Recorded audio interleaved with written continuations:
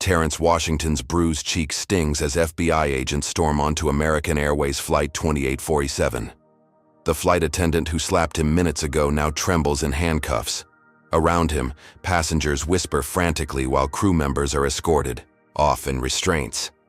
His single phone call has transformed everything. But this is only the beginning. Before we dive into this incredible story, let me know where you're watching from in the comments below. Make sure to hit that like button and subscribe for more unbelievable true stories. Trust me, what happens next will completely blow your mind. Let's get started. Early morning at O'Hare International Airport in Chicago. The departure lounge buzzes with typical travel chaos, but 28-year-old Terrence Washington sits quietly in corner seat B7, completely absorbed in his laptop screen. His fingers dance across the keyboard, reviewing merger documents that could change everything for his father's company. Terrence looks like any other college graduate heading to California. His faded Northwestern University hoodie hangs loosely over worn jeans, and his beat-up Converse sneakers have seen better days.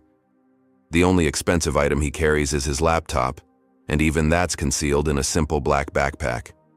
This modest appearance is completely intentional. What fellow passengers don't know is that Terrence is the son of Marcus Washington, founder and CEO of Washington Digital Solutions, a tech empire worth $12 billion. Today's flight to Los Angeles isn't just another business trip. Terrence is representing his father in a $300 million merger negotiation that could expand their company into international markets. Despite his family's enormous wealth, Terrence learned early to dress down when traveling. His father taught him that displaying wealth often creates unnecessary attention and complications. Today, reviewing contracts for tomorrow's crucial meeting, he's grateful for that wisdom. Near Gate C12, the American Airways crew for Flight 2847 conducts their pre-boarding briefing. Head flight attendant Brenda Morrison, a 15-year veteran with perfectly styled blonde hair and an impeccable uniform, reviews the passenger manifest with her team. Her sharp blue eyes scan the first-class section with particular attention.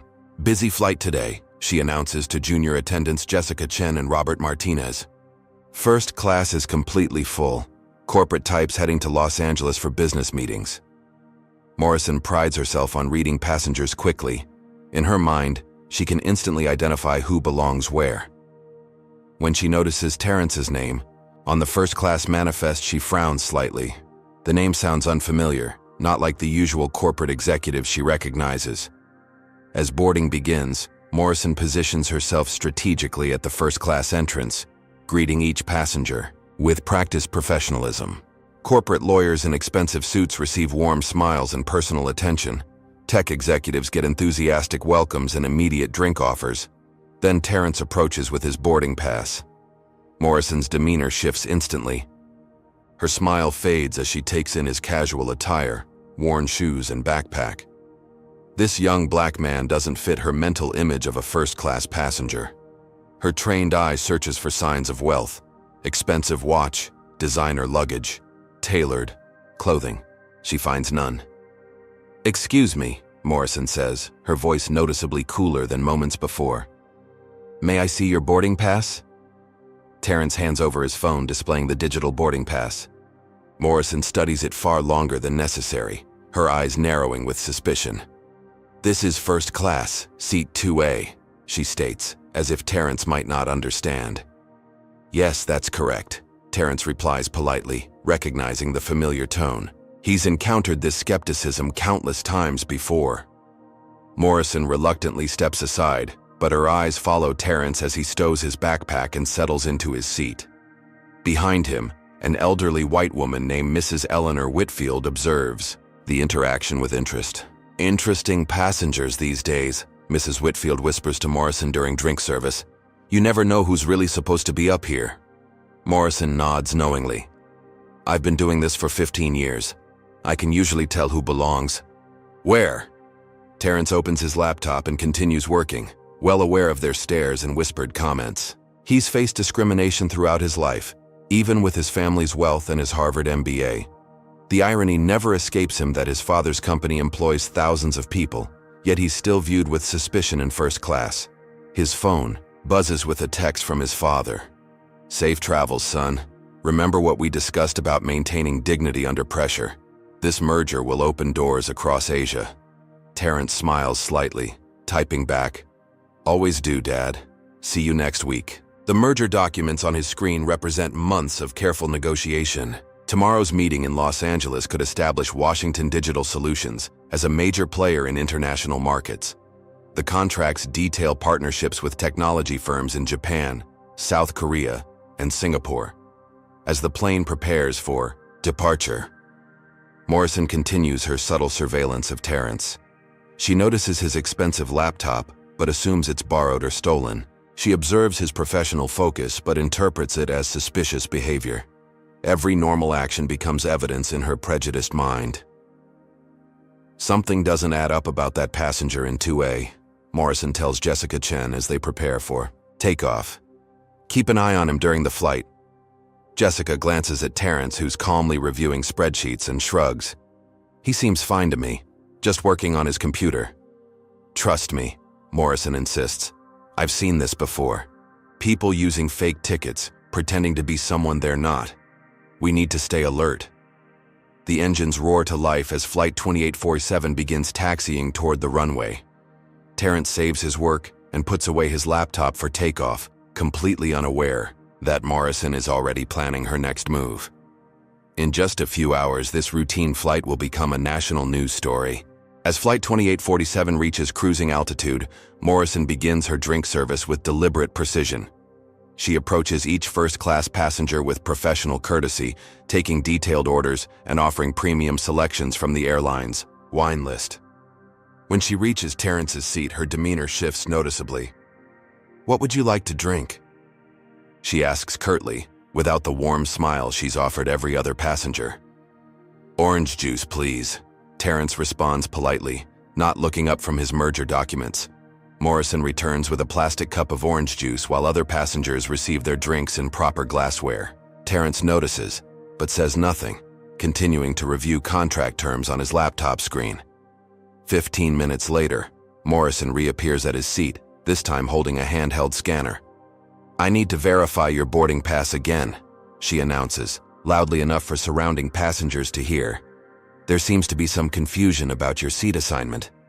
Terrence looks up, genuinely puzzled. "I showed you my boarding pass during boarding, seat 2A, first class." "I need to see it again," Morrison insists, her voice carrying an edge of authority. "There have been issues with fraudulent tickets lately." Terrence calmly pulls out his phone and displays his digital boarding pass.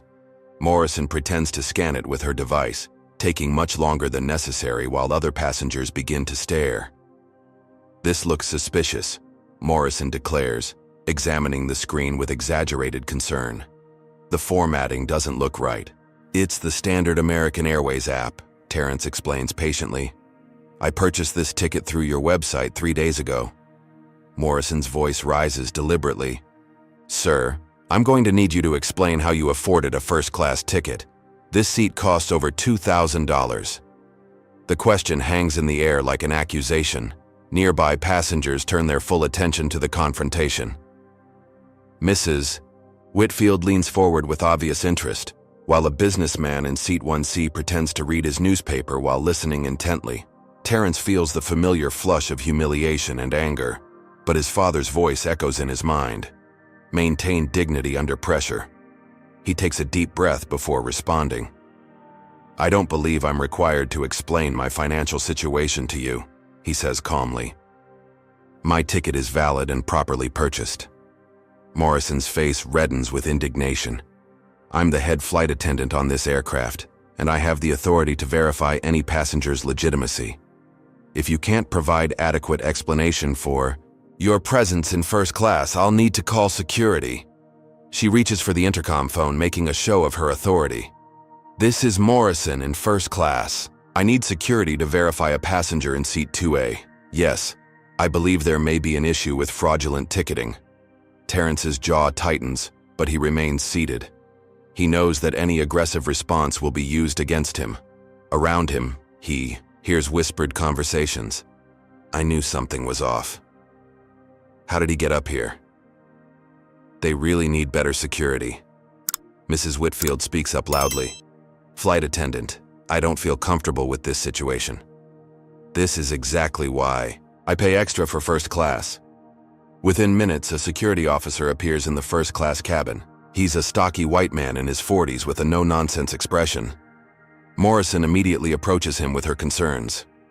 "Officer, this passenger is acting suspicious about his ticket purchase. He won't explain how he afforded first class, and his boarding pass looks irregular." The security officer examines Terrence's phone without any real technical knowledge. "Looks fine to me," he admits reluctantly. Morrison persists. "I've been doing this for 15 years. I can tell when something isn't right. I think he's using someone else's ticket or possibly stolen credit card information." The security officer radios to verify the ticket purchase. After several minutes, the response comes back. "Ticket legitimately purchased 3 days ago with valid credit card. No fraud alerts." Despite this verification, Morrison refuses to back down. "There must be some mistake. I want this documented in my incident report." Terrence speaks up calmly. "Officer, my ticket is legitimate as you've confirmed. I'd like to return to my work now."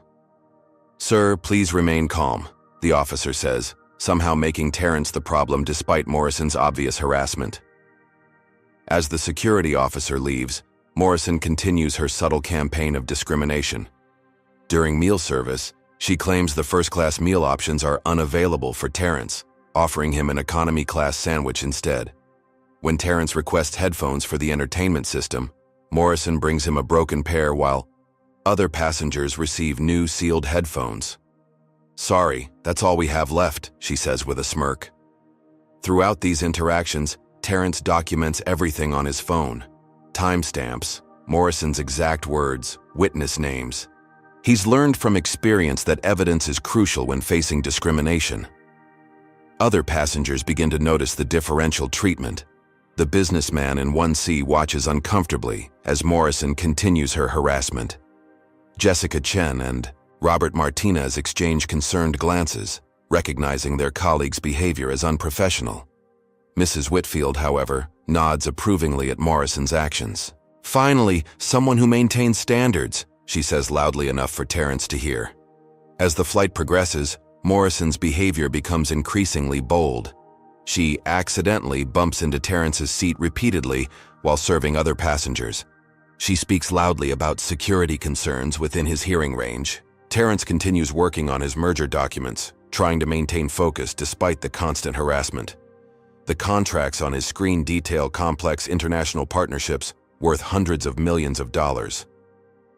Tomorrow's meeting in Los Angeles will determine whether Washington Digital Solutions expands into Asian markets.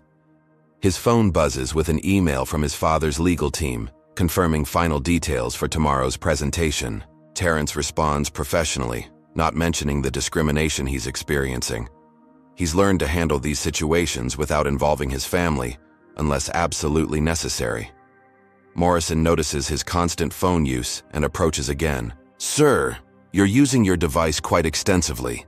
I need to remind you about flight regulations regarding electronic usage." "I'm working within all airline guidelines," Terrence responds calmly.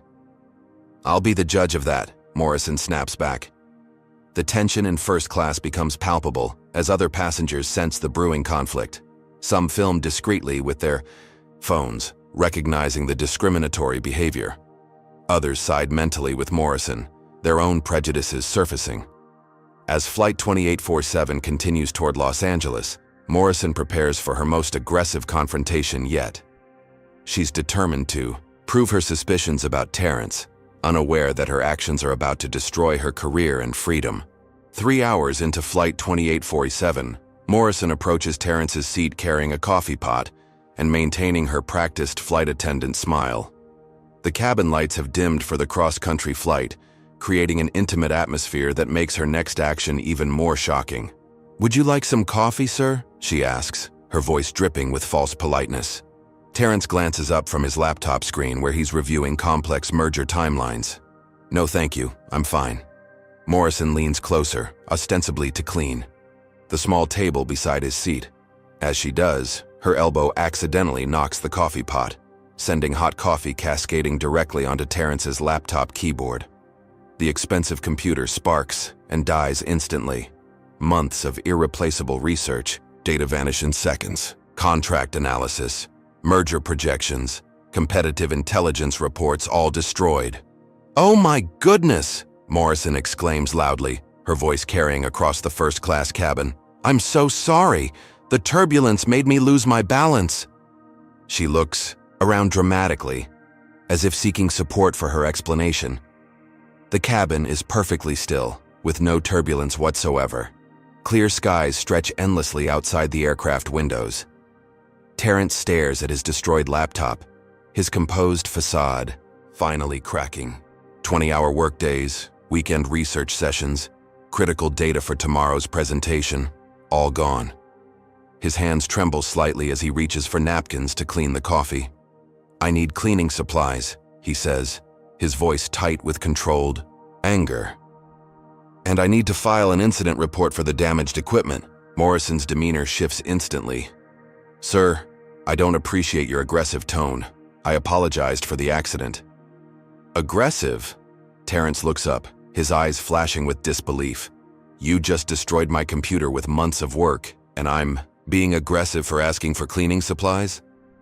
His voice carries across the cabin, drawing immediate attention from other passengers. Phones emerge as people begin recording the confrontation. Morrison seizes the opportunity she's been creating all flight. "Ladies and gentlemen," she announces loudly, "I'm feeling threatened by this passenger's behavior. He's becoming increasingly agitated and hostile." Mrs. Whitfield immediately chimes in. "I saw the whole thing. He was glaring at her menacingly. I don't feel safe with him in first class." "That's absolutely false," Terrence says, standing slowly. "I've been sitting here working quietly for 3 hours while this flight attendant has harassed me repeatedly." Morrison takes several steps backward as if afraid. "See?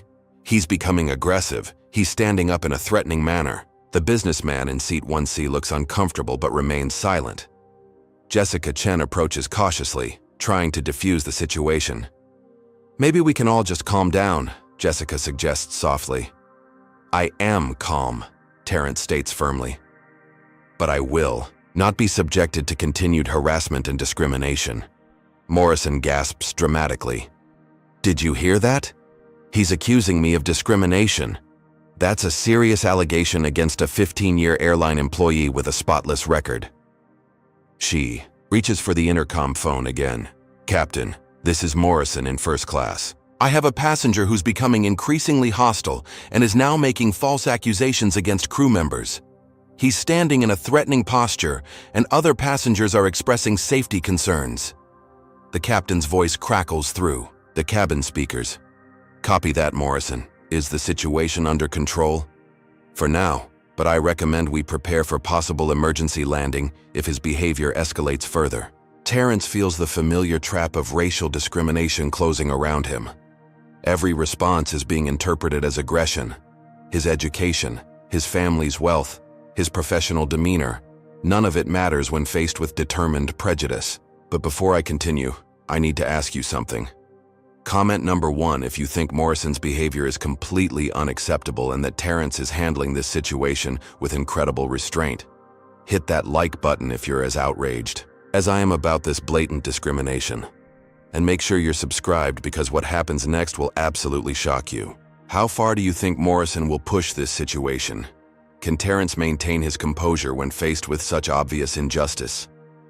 Keep watching to find out, because this story is about to take a turn that nobody saw coming.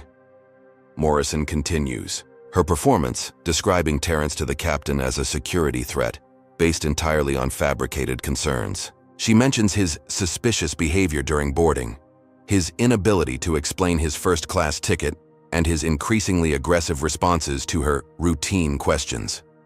Mrs. Whitfield adds her voice to the complaints. "Captain, I demand this passenger be moved to economy class immediately.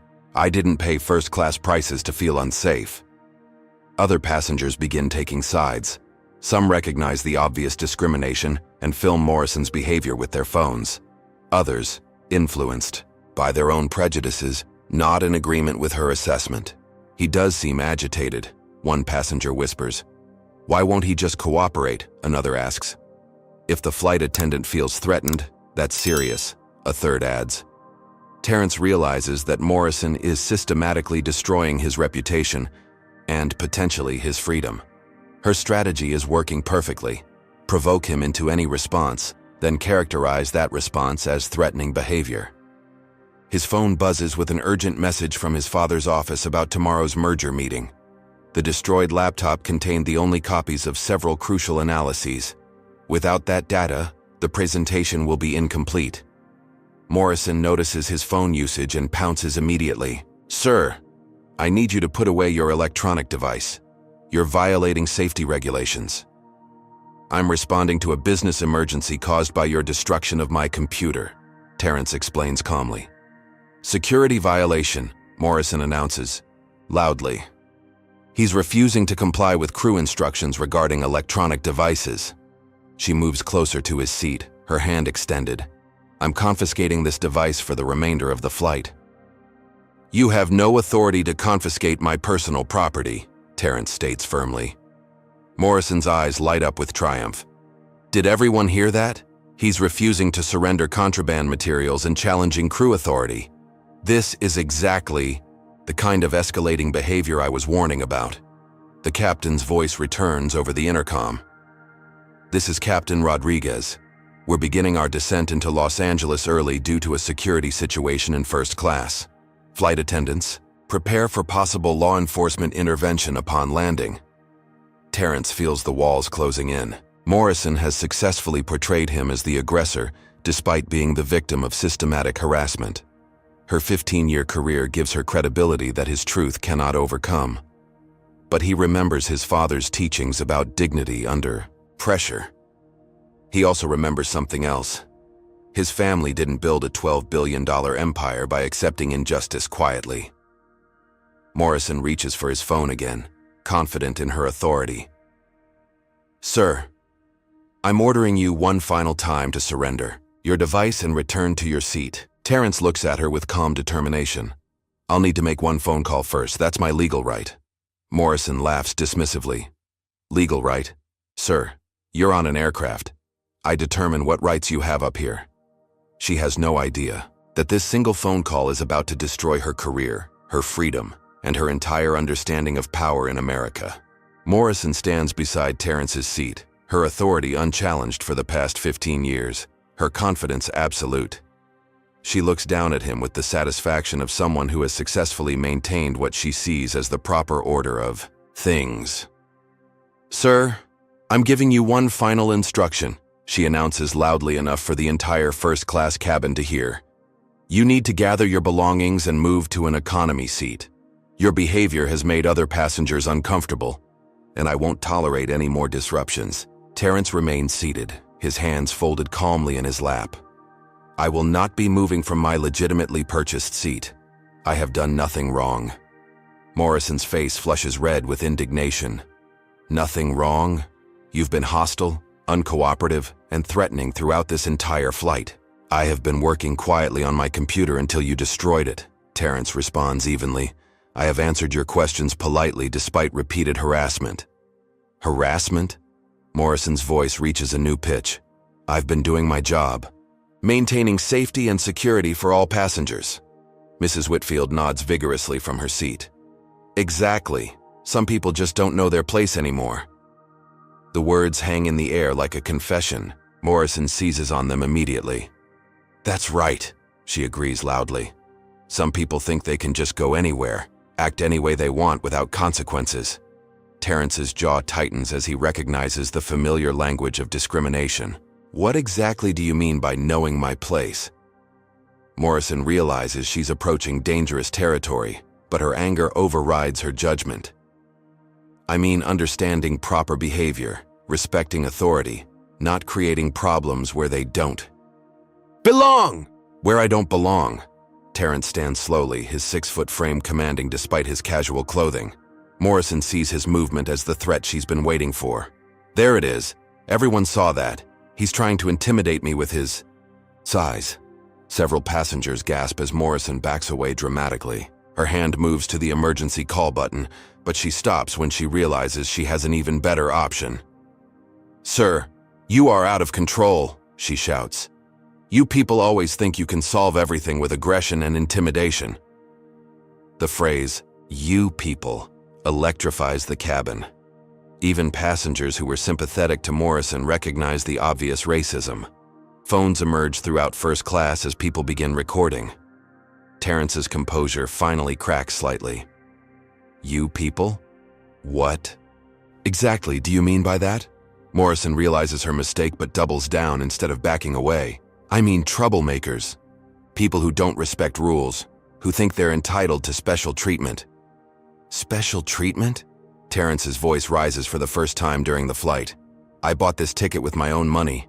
I've sat here quietly for hours while you've subjected me to systematic harassment. What special treatment am I demanding? Morrison's face contorts with rage. 15 years of unchallenged authority, 15 years of successfully intimidating passengers into submission, all threatened by this young black man who refuses to accept his assigned role. Don't you raise your voice at me, she screams. I'm a senior flight attendant with 15 years of experience. You are nothing but a troublemaker who doesn't belong in first class. The cabin falls completely silent except for the hum of engines. Even Mrs. Whitfield looks uncomfortable with Morrison's obvious racism. You don't know anything about me, Terrence says quietly, his voice controlled despite his anger. You've made assumptions based solely on the color of my skin. Morrison explodes with fury. How dare you play the race card? I don't see color, I see behavior, and your behavior is unacceptable.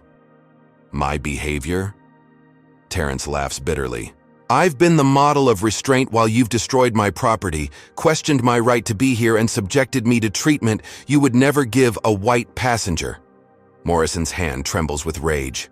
You don't know what I would do. You're making everything about race when it's about your attitude, your arrogance, your refusal to show proper respect. Proper respect for what? Terrence challenges. For your authority to harass passengers based on their appearance? Morrison snaps completely. Years of hidden prejudice, frustration at challenges to her authority, and rage at being called racist combine into explosive violence. You want to know about respect? She screams, raising her hand high above her head. This is what happens when people like you forget their place. Her palm connects with Terrence's cheek with shocking force. The sound echoes through the cabin, like a gunshot. For a moment, complete silence follows as everyone processes what just happened. Terrence's head snaps to the side from the impact. His cheek burns and will show a red handprint for hours, but he doesn't move, doesn't retaliate, doesn't give Morrison any justification for her actions. The silence stretches for 5 eternal seconds before passengers begin reacting. Oh my God! Did she just hit him? Someone call the police! This is insane! Morrison immediately begins damage control, but her words betray her panic. He lunged at me. Everyone saw it. I was defending myself.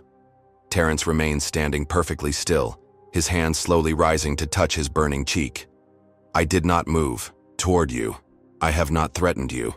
You struck me without provocation. That's a lie, Morrison shrieks. He was being aggressive. I felt threatened. But phones throughout the cabin have captured everything. The videos clearly show Terrence standing calmly while Morrison exploded in racist fury before striking him. Mrs. Whitfield tries to support Morrison's version. I saw him move threateningly. The flight attendant was just protecting herself. But other passengers immediately contradict her. That's completely false, the businessman in 1C states firmly. The young man never moved aggressively. The flight attendant struck him without any provocation. Jessica Chen approaches cautiously, her face pale with shock. Brenda, what have you done? Morrison whirls on her colleague. I defended myself against an aggressive passenger. That's what I did. Captain Rodriguez's voice crackles over the intercom. Flight attendants, I need an immediate report on the situation in first class. Morrison grabs the phone eagerly. Captain, the passenger in 2A physically lunged at me. I was forced to defend myself. I recommend immediate arrest upon landing for assault on a crew member. Terrence speaks loudly enough for the intercom to pick up his voice. Captain, that is completely false. The flight attendant struck me without provocation. Multiple passengers witnessed the assault. Morrison covers the intercom receiver and hisses at Terrence. No one will believe you over a 15-year employee. You're just another troublemaker who learned the hard way what happens when you don't. Respect authority. She has no idea that her authority is about to collide with power beyond her comprehension. Terrence's single phone call will unleash forces that will destroy her career, her freedom, and her entire understanding of consequences. But first he needs to make that call. Captain Rodriguez's voice fills the cabin as Flight 2847 begins its descent toward Los Angeles. Due to the security incident in first class, we will have federal authorities meet the aircraft upon arrival. All passengers please remain seated, with seatbelts fastened. Morrison stands victorious beside Terrence's seat, her confidence absolute. 15 years of experience, union backing, and the institutional authority of American Airways all support her version of events. In her mind, this troublesome passenger will be arrested, prosecuted, and forgotten. "Sir," Morrison addresses Terrence with mock professionalism, "federal charges for assaulting a crew member carry serious penalties. I hope you understand the gravity of your situation." Terrence touches his still-burning cheek, where Morrison's handprint remains clearly visible. Around him, passengers continue filming with their phones, documenting every moment of the aftermath. "I understand completely," Terrence responds calmly. "I also understand my rights. I'm entitled to make one phone call before being taken into custody." Morrison laughs dismissively. "This isn't a police station, sir. You're on my aircraft, under my authority. Federal law guarantees the right to contact an attorney when facing criminal charges," Terrence states matter-of-factly. "I'm invoking that right now." The businessman in seat 1C nods approvingly. He's correct about federal law. You have to allow the call. Morrison's confidence wavers slightly, but she recovers quickly. "Fine. One quick call to whatever public defender you can afford. It won't change anything." She hands Terrence the cabin phone with obvious condescension. "Make it fast. We'll be landing soon, and I want you off my aircraft." Terrence takes the phone and dials a number he knows by heart. As it rings, he speaks loudly enough for nearby passengers to hear. "Dad, it's Terrence. I need you to activate Protocol 7 immediately." Morrison frowns at the strange phrasing but dismisses it as meaningless code between criminals. She has no idea that Protocol 7 is the Washington family's emergency response plan for discrimination incidents. In his Chicago office, Marcus Washington stops mid-sentence during a board meeting. Protocol 7 means his son is facing serious racial discrimination with potential legal consequences. Everything else becomes secondary. "Son, I'm recording this call. Tell me exactly what happened." Terrence speaks clearly and calmly, aware that passengers are filming everything. "American Airways Flight 2847, head flight attendant Brenda Morrison, has subjected me to systematic harassment for the entire flight. She destroyed my laptop containing the merger documents, then struck me across the face when I refused to move to economy class. She's claiming I assaulted her." Marcus's voice becomes deadly calm. "Understood. Protocol 7 is now active. Are you injured?" My cheek is red and swollen from her assault. Multiple passengers witnessed everything. Several are filming. Morrison listens with growing unease. This doesn't sound like a typical criminal calling for help. The conversation is too professional, too organized. Marcus continues. "Son, remain calm and document everything. Help is already on the way. Can you give me the flight attendant's full name and employee number?" Terrence looks directly at Morrison. Her name tag says Brenda Morrison, 15-year C, employee according to her own statements. Morrison's face pales slightly. Why is this passenger giving such detailed information to whoever he's talking to?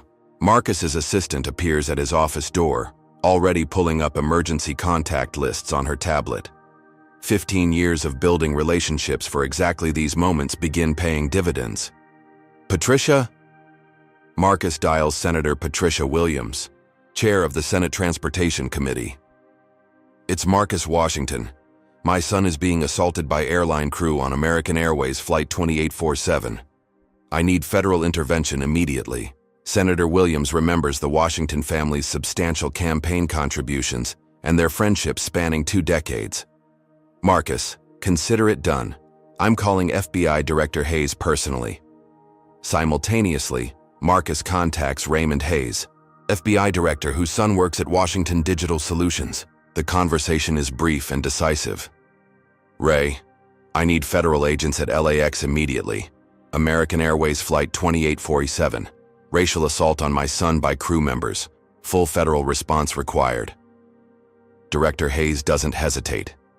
Agents are all ready, mobilizing. We'll have everything documented for prosecution.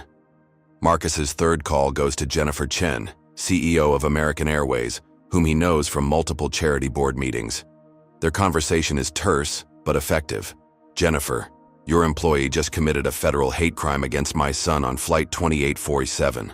I suggest you prepare for massive lawsuits and public relations disaster. CEO Chen's blood runs cold.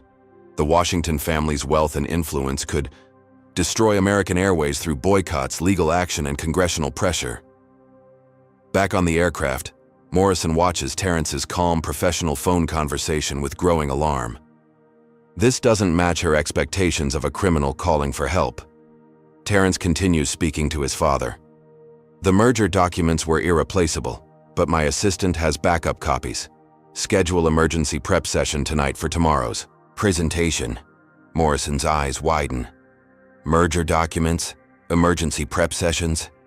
This sounds like corporate language, not street talk. Marcus coordinates the response with military precision. Legal team is mobilizing. Media contacts are being activated. Congressional allies are making calls. This incident will be national news within the hour. Around the cabin, passengers begin researching Terrence's identity on their phones. The Y, name Washington combined with merger documents and Protocol 7 triggers internet searches. Mrs. Whitfield gasps audibly as Google results fill her screen. Terrence Washington, Harvard MBA, son of billionaire Marcus Washington, heir to $12 billion tech empire. Her shocked expression catches Morrison's attention. "What's wrong?" Morrison whispers. Mrs. Whitfield shows her phone screen with trembling hands.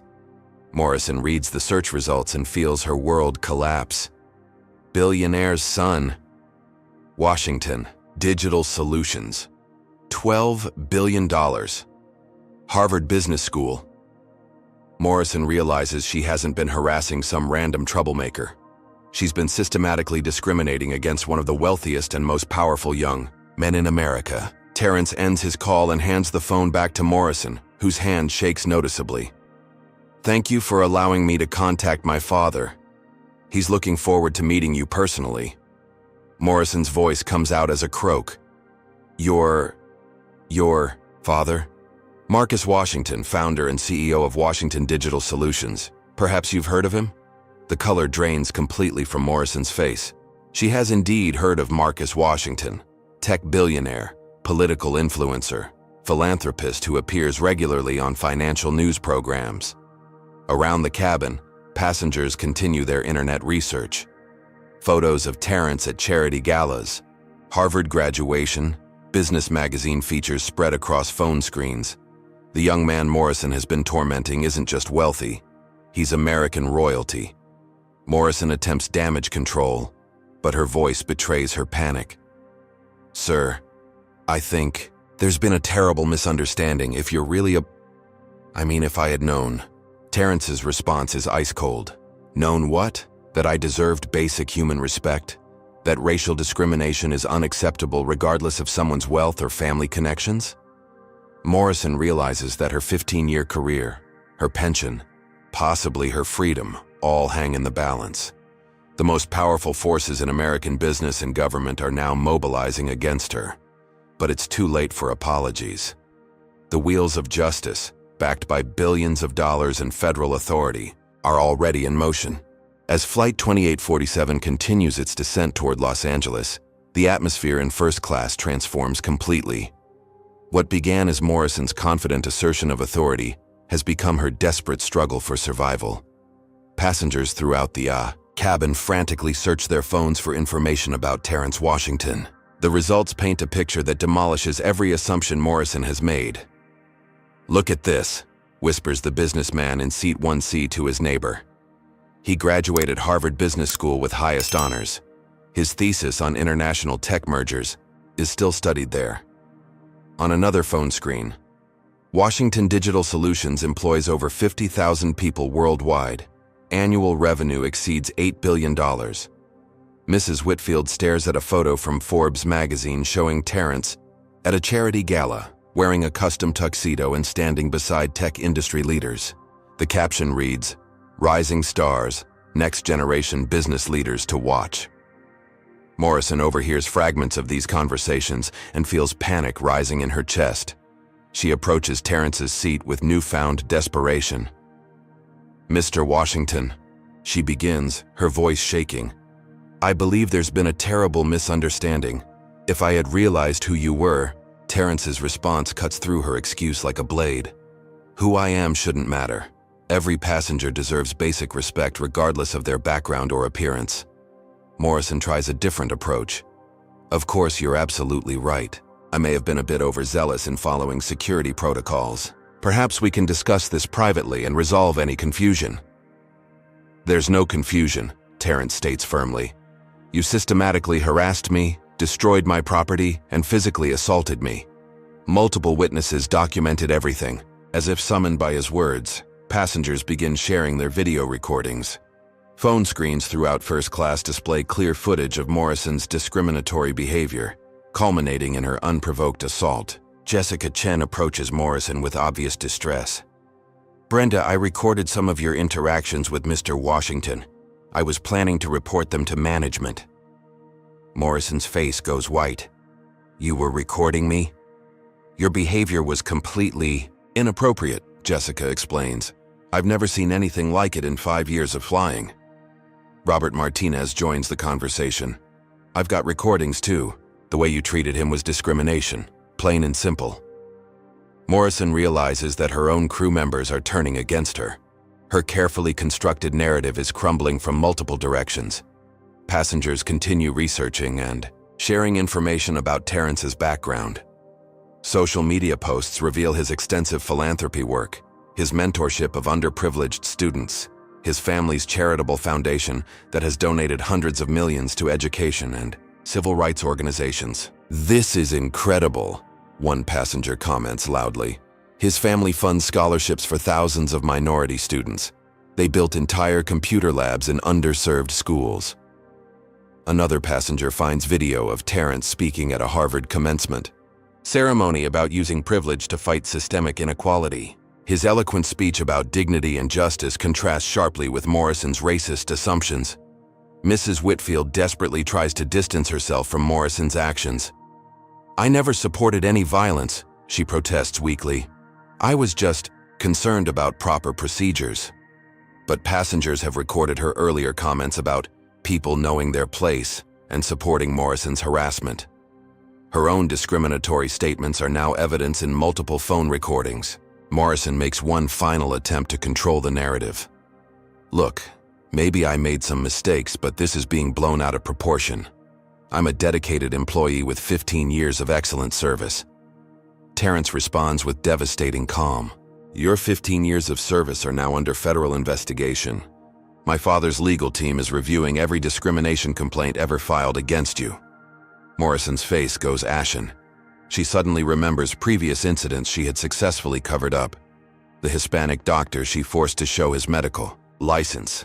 The Asian businessman she accused of carrying suspicious electronics. The black professor she refused to serve in first class. All those buried complaints are about to be excavated by the most expensive legal team money can buy. The captain's voice crackles over the intercom. "Flight attendants, prepare for landing. We have federal authorities waiting at the gate." Morrison looks around desperately for any support, any ally who might validate her actions. She finds none. Even passengers who initially sided with her now avoid eye contact. But wait. Before I reveal what happens next, I need to hear from you. Comment number 1 if you think Morrison is finally getting what she deserves after years of discriminating against passengers. Hit that like button if you believe Terrence handled this situation with incredible grace under pressure. And make sure you subscribe, because this story is about to take another shocking turn. Do you think Morrison realizes the full extent of The consequences she's about to face? Can someone recover from this level of public humiliation and legal jeopardy? Keep watching, because what happens when they land will leave you speechless. Morrison's phone buzzes with a call from American Airways headquarters. Her supervisor's voice is tense and angry. "Morrison, what the hell is happening on your flight? We're getting calls from the FBI, senators, and the CEO. Something about assaulting a billionaire's son?" Morrison tries to explain her version of events, but her supervisor cuts her off. "Save it for the lawyers. You're suspended immediately. Security will escort you off the aircraft." The call ends, leaving Morrison staring at her phone in shock. 15 years of employment terminated with a 30-second conversation. Around her, passengers continue documenting every moment. The story is already spreading across social media platforms, with hashtags like "anti-flight discrimination" and "justice for Terrence" trending nationally. News outlets are picking up the story in real time. CNN, Fox News, MSNBC, all running breaking news alerts about the airline discrimination incident involving a tech billionaire's son. Morrison realizes that her actions haven't just destroyed her career. They've created a national conversation about systemic racism in the airline industry. As Los Angeles International Airport approaches through the aircraft windows, Morrison faces the terrifying reality that federal agents are waiting to arrest her. Her confident assertion of authority has become a federal crime with potential prison time. The most powerful family in American technology is mobilizing against her, backed by federal law enforcement, congressional allies, and unlimited financial resources. Morrison's 15-year reign of unchallenged discrimination is about to end in handcuffs and national disgrace. Flight 2847 touches down at Los Angeles International Airport under circumstances unlike anything in American Airways history. As the aircraft taxis toward Gate C7, Morrison peers through the window and sees her worst nightmare materializing. On the tarmac, 3 black FBI vehicles surround the gate. Federal agents in dark suits stand ready with obvious authority. Media trucks from major networks crowd the terminal area, their satellite dishes pointed skyward. American Airways executives in expensive suits pace nervously near the jet bridge entrance. Morrison's hands tremble as she realizes the magnitude of the forces arrayed against her. This isn't just airline discipline. This is federal law enforcement backed by billionaire resources and national media attention. Captain Rodriguez's voice fills the cabin with unprecedented gravity. "Ladies and gentlemen, please remain seated. Federal authorities will board first to address a serious incident that occurred during our flight." The aircraft door opens, and FBI Special Agent Sarah Martinez enters with 3 colleagues. Their badges gleam under the cabin lights as they move purposefully toward first class.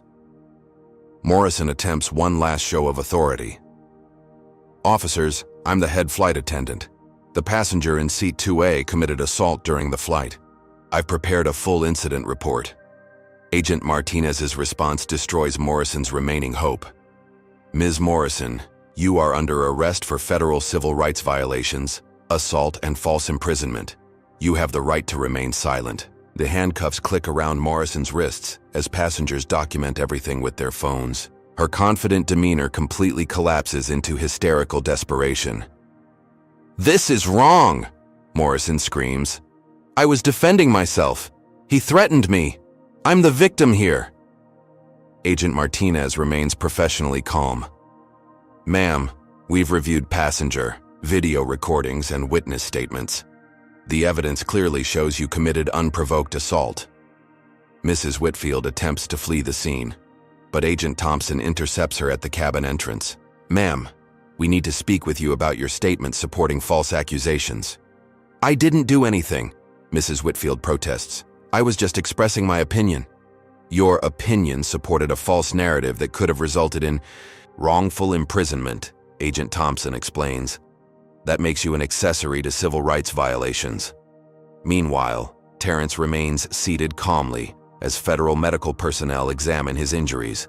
The red handprint on his cheek is photographed and documented as evidence of Morrison's assault. American Airways CEO Jennifer Chen boards the aircraft personally, accompanied by the airline's top legal counsel. She approaches Terrence with obvious distress. "Mr. Washington, On behalf of American Airways, I offer our deepest apologies for this inexcusable incident. Ms. Morrison's actions violate every standard we stand for. Terrence's response is measured and professional. Ms. Chen, this incident represents systematic failures in your training and oversight. My family will be pursuing comprehensive legal action. CEO Chen nods gravely. We understand completely. We're prepared to offer full compensation and implement immediate policy changes. Morrison overhears this conversation and realizes that American Airways is abandoning her completely.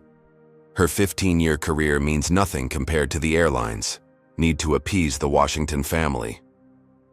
"They're throwing me under the bus," Morrison shrieks as agents escort her toward the aircraft door. "I followed company protocols.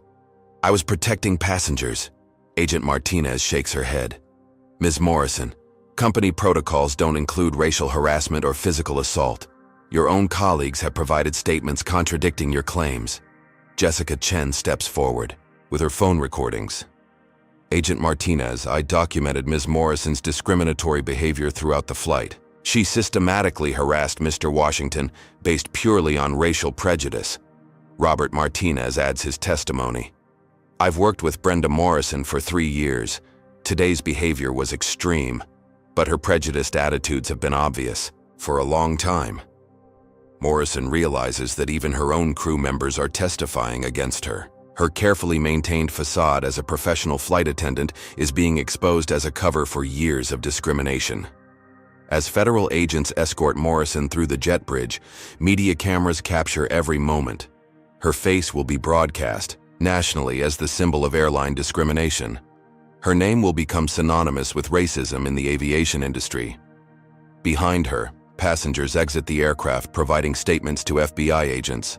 Multiple video recordings document every aspect of Morrison's behavior, creating an overwhelming evidence file. Terrence walks calmly through the terminal, accompanied by his father's legal team who arrived from Chicago on a private jet. Reporters shout questions about the incident, but he maintains dignified silence. At the gate, Marcus Washington waits for his son with obvious concern and controlled anger. The billionaire's presence attracts additional media attention and federal protection.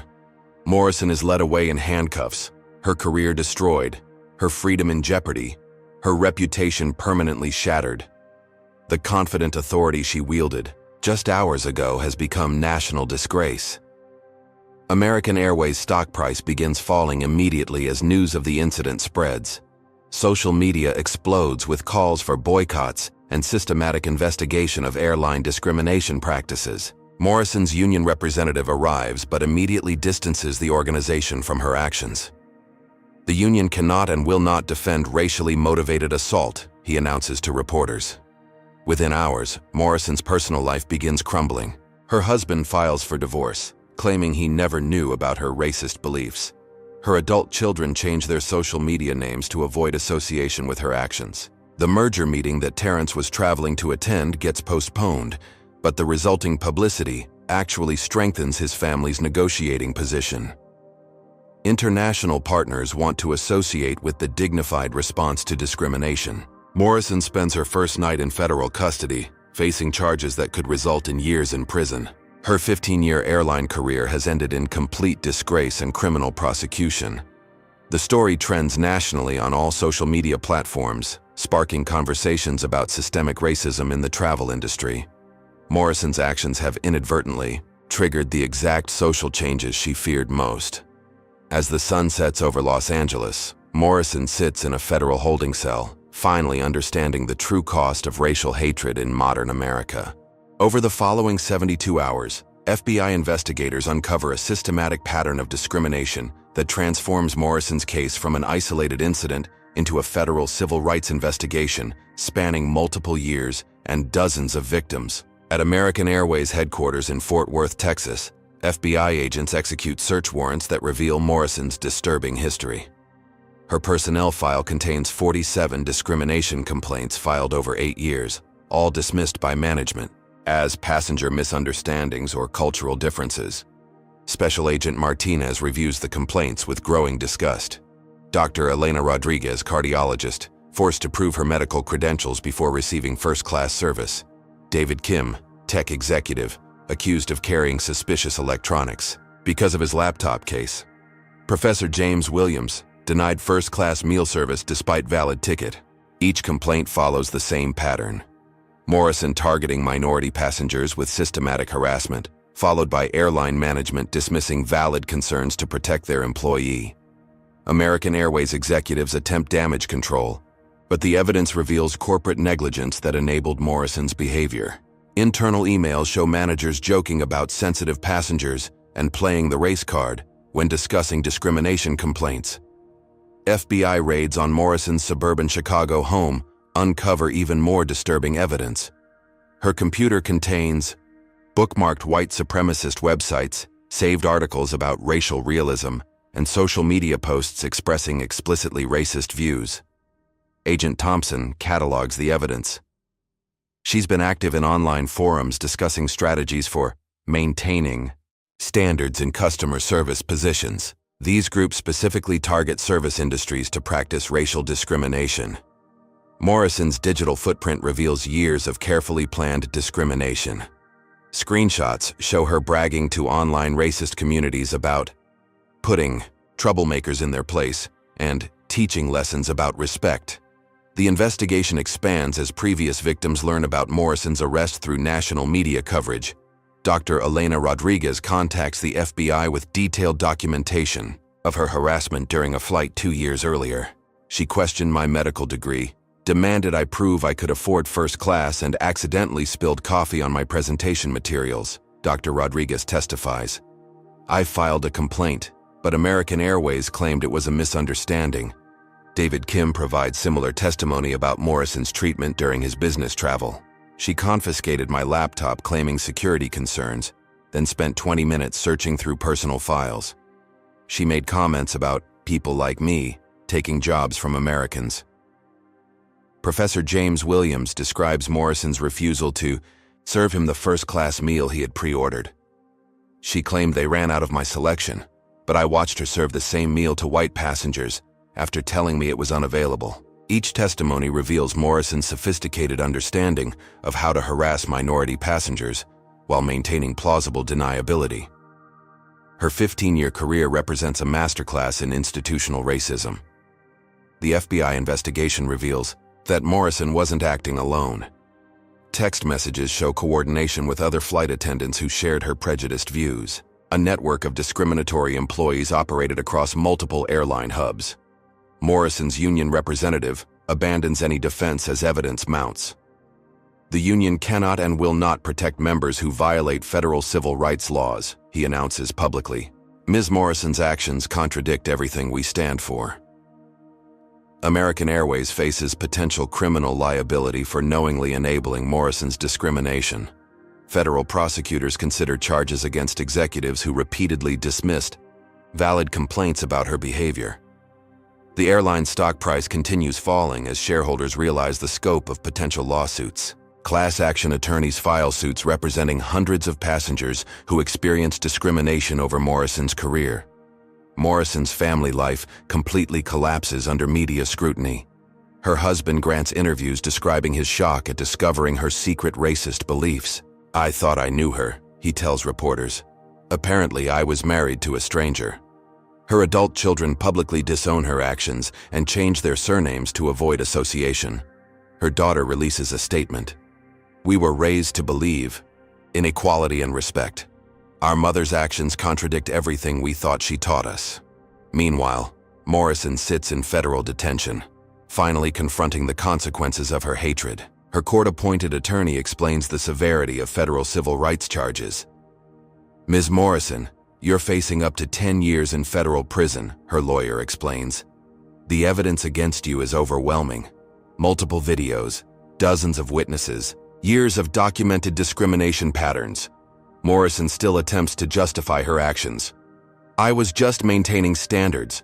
Someone has to preserve proper behavior." Her attorney shakes his head. "That defense won't work. Federal law protects citizens from exactly the kind of discrimination you practiced." The investigation reveals Morrison's discrimination cost American Airways millions in lost revenue as minority travelers chose other airlines. Her actions damage the company's reputation in international markets where diversity is valued. Terrence's father, Marcus Washington, coordinates with other victims to ensure comprehensive justice. His legal team files a federal lawsuit seeking $50 million in damages and systematic policy changes. Congressional hearings are scheduled to investigate discrimination in the airline industry. Senator Patricia Williams announces that Morrison's case will trigger comprehensive reform of airline training and oversight procedures. Morrison's case becomes a textbook example studied in law schools, business programs, and civil rights organizations. Her name becomes permanently associated with the consequences of workplace racism. As federal prosecutors prepare their case, Morrison faces the reality that her 15 years of successful discrimination have led to complete personal and professional destruction. The preliminary hearing approaches, where Morrison must face dozens of her victims and accept responsibility for years of racial hatred expressed through systematic harassment. Her transformation from confident authority figure to federal defendant illustrates the changing consequences of racism in modern America. 6 months after Flight 2847, Morrison stands before federal judge Patricia Williams in the United States District Court for the Central District of California. The courtroom is packed with her victims, their families, civil rights advocates, and national media representatives documenting this landmark case. Morrison's appearance has changed dramatically during her months in federal detention. Her perfectly styled blonde hair has grown out, revealing gray roots she previously concealed. Her airline uniform has been replaced by an orange detention jumpsuit. Most significantly, her confident demeanor has been replaced by obvious remorse and accountability. Judge Williams reviews the comprehensive plea agreement Morrison's attorney negotiated to avoid trial. Ms. Morrison, you are pleading guilty to federal civil rights violations under Section 245 of Title 18, assault under federal jurisdiction, and conspiracy to violate civil rights.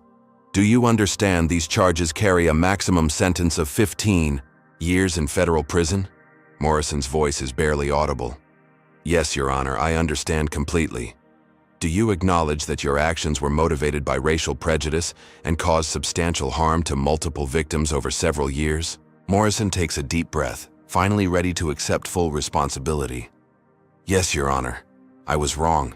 My actions were inexcusable and caused real pain to people who deserved respect and dignity.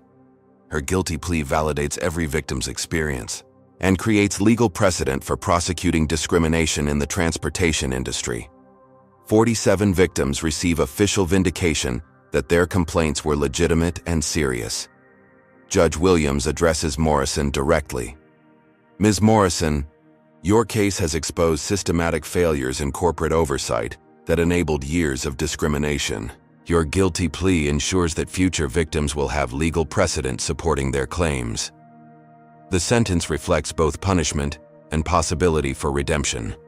2 years in federal prison, followed by 3 years of supervised probation, including mandatory community service at civil rights organizations.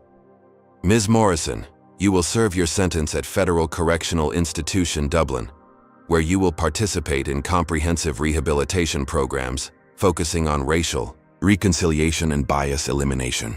As Morrison is led away to begin her sentence, her victims finally receive the justice that American Airways denied them for years. Dr. Elena Rodriguez wipes away tears as she watches Morrison accept accountability. This doesn't erase what happened, Dr. Rodriguez tells reporters outside the courthouse, but it proves that systematic discrimination will eventually face consequences. American Airways settles the class action lawsuit for $50 million, the largest civil rights settlement in airline industry history. More importantly, the airline implements comprehensive policy changes that become the industry standard. New protocols require multiple crew members to approve any passenger removal. All discrimination complaints trigger immediate federal notification. Annual bias training becomes mandatory for all employees, with termination for violations. Morrison's case triggers congressional legislation strengthening civil rights protections in transportation. The Terrence Washington Act requires federal oversight of discrimination complaints and establishes victim compensation funds. 18 months into her sentence, Morrison participates in a remarkable transformation program at FCI Dublin, She begins correspondence with several of her victims, including Terrence Washington, seeking to understand the full impact of her actions. Her first letter to Terrence is hesitant but genuine. "Mr. Washington, I cannot adequately express my remorse for my actions toward you and others. I am working with counselors to understand how I became someone capable of such hatred." Terrence, now serving on the board of the National Civil Rights Foundation, responds with remarkable grace.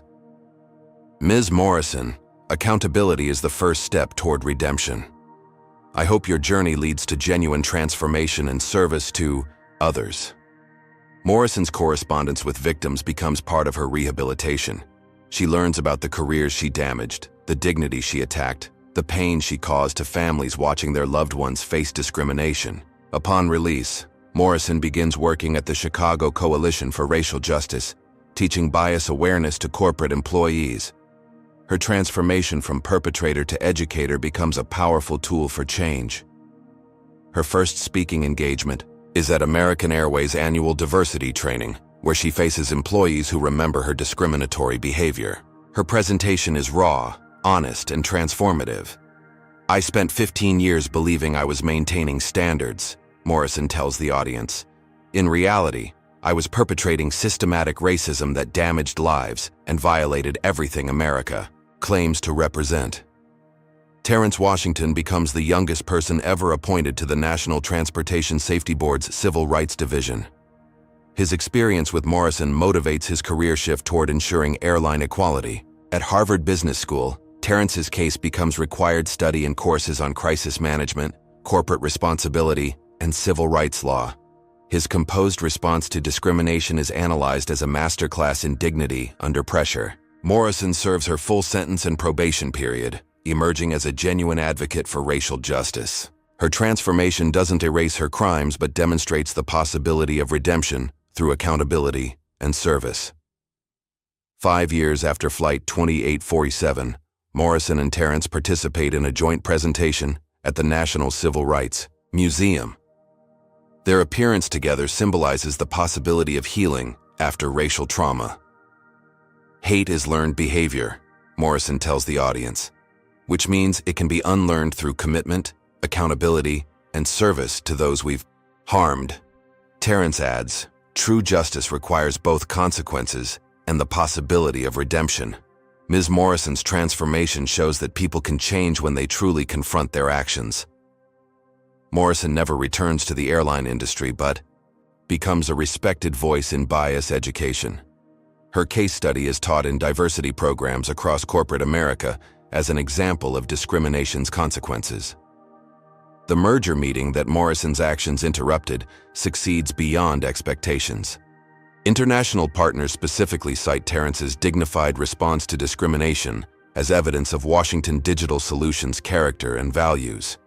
Morrison's story becomes a powerful teaching tool, demonstrating that racial hatred ultimately destroys the perpetrator while strengthening the resolve of those fighting for justice. American Airways transforms its corporate culture, becoming an industry leader in diversity and inclusion. Morrison's crimes inadvertently trigger exactly the changes she feared and opposed. 10 years later, Morrison continues her advocacy work, while Terrence leads one of America's largest technology companies. Their paths rarely cross, but both lives remain permanently shaped by 37,000 feet above America. The final lesson of Flight 2847 resonates in courtrooms, boardrooms, and classrooms across the nation. Systematic discrimination will face systematic consequences, but redemption remains possible through genuine accountability and service to justice. Morrison's transformation from confident racist to humble advocate proves that even the most hardened prejudice can be overcome through courage, commitment, and connection to those we've harmed. Her journey offers hope that America can indeed fulfill its promise of equality, one changed heart and reformed system at a time. What do you think about Morrison's journey from discrimination to advocacy? Could you find forgiveness for someone who had treated you the way she treated Terrence? Comment below and let me know your thoughts on whether people can truly change after committing acts of hatred. If this story moved you, please hit the like button and share it with friends who need to understand the real consequences of discrimination. Subscribe for more incredible true stories that show how justice eventually prevails, even in the face of systematic oppression. Thank you for watching this powerful story of accountability, redemption, and the ongoing fight for civil rights in America. Remember that change is possible when we're willing to confront uncomfortable truths and work toward a more just society. Until next time, keep fighting the good fight, and never forget that dignity and justice will ultimately triumph over hatred and prejudice. Peace and blessings to all of you.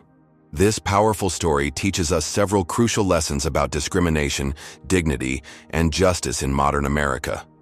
First, prejudice often masks itself as professional authority, allowing racism to flourish in institutional settings. Morrison's 15-year career demonstrates how systematic discrimination can operate unchecked when organizations prioritize protecting employees over addressing legitimate complaints. Second, true character emerges under pressure. Terrence's composed response to escalating harassment showcased the dignity and grace that ultimately exposed Morrison's hatred. His refusal to respond with anger or aggression prevented Morrison from justifying her actions and maintained moral authority throughout the confrontation. Third, accountability requires both consequences and opportunities for redemption.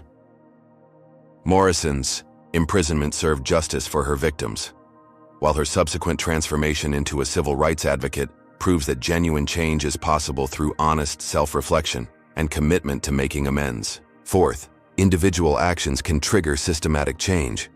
One discriminatory incident sparked congressional legislation, corporate policy reforms, and industry-wide training programs that protect countless future travelers from similar treatment. Finally, this story demonstrates that privilege carries responsibility. Terrence used his family's resources not for personal revenge, but to create lasting change that benefits all travelers facing discrimination.